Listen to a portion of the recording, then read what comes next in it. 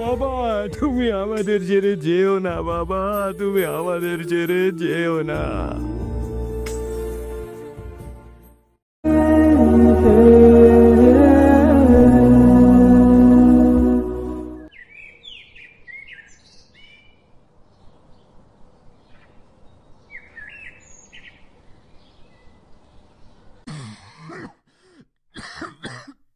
রফিক, বাবা, একটু জল দিবি?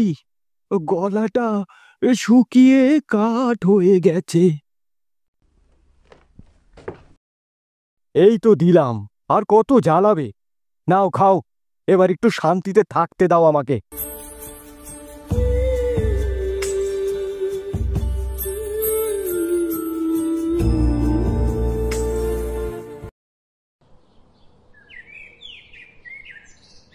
কি রে রফিক, কোথায় যাচ্ছিস?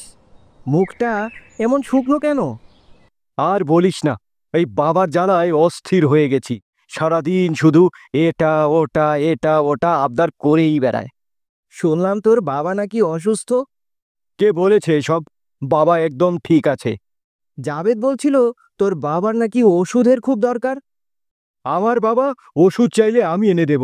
জাবেদের এত মাথা ঘামানোর কি দরকার শুনি? মামা, রফিক তো আগে এমন ছিল না, ওর কি হয়েছে বলুন তো? কি আর বলবো বাবা, হয়তো এই বুড়ো বাপের বোঝা আর টানতে পারছে না। চিন্তা করবেন না মামা, সব ঠিক হয়ে যাবে। আমার আর বেশি দিন নেই রে বাবা।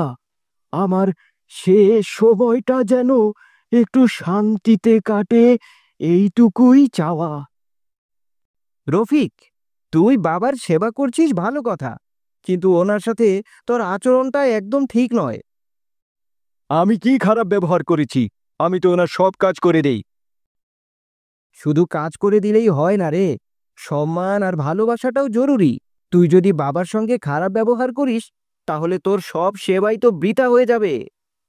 কোরআনে আছে, পিতামাতার সাথে সদাচরণ করো। আমি ভুল করেছি বাবা। বাবা, আমাকে ক্ষমা করে দিন। আমি আর কখনো এমন ভুল কিছু করব না। ঠিক আছে রে বাবা, আর কাঁদিস না। তুই আমার ছেলে, আমি তোকে ক্ষমা করে দিলাম। বাবারা এমনই হয়, সন্তান যতই ভুল করুক, শেষ পর্যন্ত তারা ক্ষমা করেই দেয়। আমার আর কিছুই চাওয়ার নেই বাবা। আমি শুধু চাই তোরা সবাই যেন ভালো থাকিস। রফিক, বাবার জন্য ওষুধগুলো নিয়ে আয় তো। হ্যাঁ হ্যাঁ, এই তো আনছি বাবা, এই তো আনছি। আর দরকার নেই রে বাবা, আমার সময় শেষ হয়ে আসছে।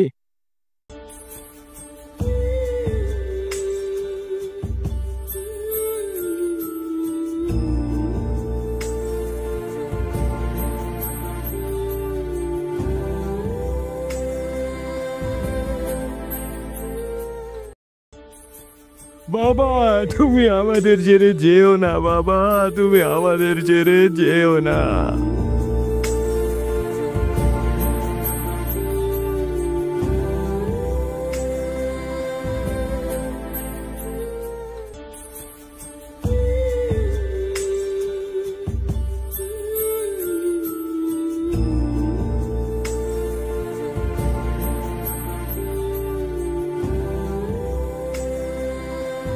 জীবনের শেষ মুহূর্তে পিতামাতার প্রতি আমাদের ভালোবাসা এবং সম্মানই সবচেয়ে বড় প্রাপ্তি।